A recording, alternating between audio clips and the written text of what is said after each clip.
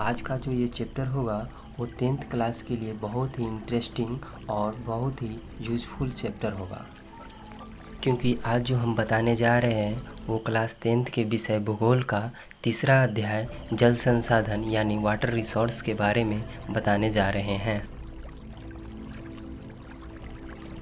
कहा जाता है कि जीवन की उत्पत्ति पहले जल में हुई और फिर स्थल पर हुआ था। मैं फिर से एक बार और दोहरा रहा हूँ, कहा जाता है कि जीवन की उत्पत्ति पहले जल में हुई और फिर स्थल पे हुआ था। जल का अर्थ है जीवन।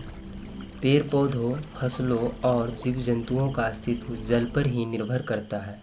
विविध घरेलू कामों में जल का उपयोग तो किया जाता ही है, कल कारखानों और औद्योगिक नगरों सहित सभी मानव बस्तियों में जल की आपूर्ति बहुत ही आवश्यक होती है। जल से विद्युत उत्पन्न करने और जल के विस्तृत क्षेत्रों में जैसे झीलों, सागरों और महासागरों में यातायात मार्ग बनाए जाने के कारण भी इसका महत्व बढ़ा है। बड़े बड़े जलाशयों से सिंचाइयाँ का काम भी लिया जाता है।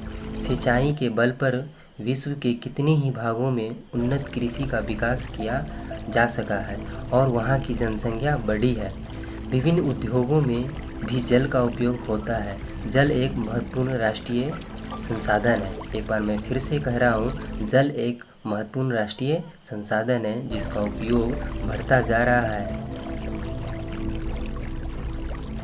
पृथ्वी पर जल तो बहुत अधिक है, परंतु इसका 96.5% भाग महासागरों में पाया जाता है। यह हमारी बुनियादी ज़रूरतों, पीने योग्य, नहाने योग्य, सिंचाई इत्यादि के लिए उपलब्ध नहीं होती है। पीने लायक मीठा जल मात्र 2.5% है, परंतु इसका भी 70% ग्रीनलैंड, अंटार्कटिका तथा हिमालय जैसे हिम शिखरों एवं हिमनदों में बर्फ के रूपों में, शेष 30% से थोड़ा सा कम नदी, तालाबों, भूमिगत जल के रूप में विद्यमान है, जिसके कुछ भाग का उपयोग हम कर सकते हैं।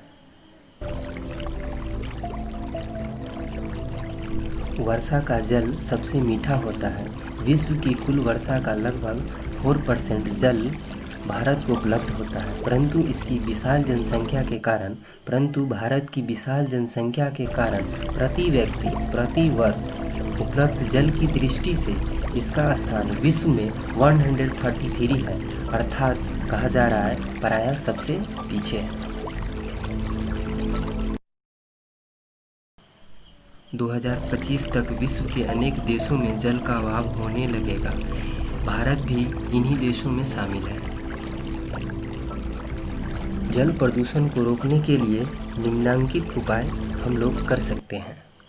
पहला है, बड़े बड़े नगरों के कूड़ा करकट, मल आदि उनके निकट बहने वाली नदियों या अन्य जलाशयों में न गिराया जाए। दूसरा है, कल कारखानों के अपशिष्ट रासायनिक पदार्थों जलाशयों में न गिराया जाए। थर्ड है, तालाबों में कीटनाशक दवाइयाँ न छिड़की जाए। फोर्थ है, अणु परीक्षण, परमाणु बम विस्फोट, रासायनिक अस्त्रों के प्रयोग आदि पर रोक लगाई जाए, क्योंकि इससे स्थल के साथ साथ जल पर भी दुष्प्रभाव पड़ता है। भारत में जल का स्रोत। पहला है वर्षा। वर्षा सर्वत्र एक समान नहीं होती है। जल संसाधन का अधिक भाग उन क्षेत्रों में सीमित है जहां वर्ष भर में औसतन 100 सेंटीमीटर से अधिक वर्षा होती है। दूसरा है भूमिगत जल। इससे कुआं खोदकर निकाला जाता है या फिर झरनों से प्राप्त किया जाता है। इसके लिए भी वर्षा एक प्रमुख साधन है। जहां वर्षा बहुत कम होती है वहां गहरे कुएं खोदने पड़ते हैं और उनका जल प्रायः खरा होता है। तीसरा है नदियाँ।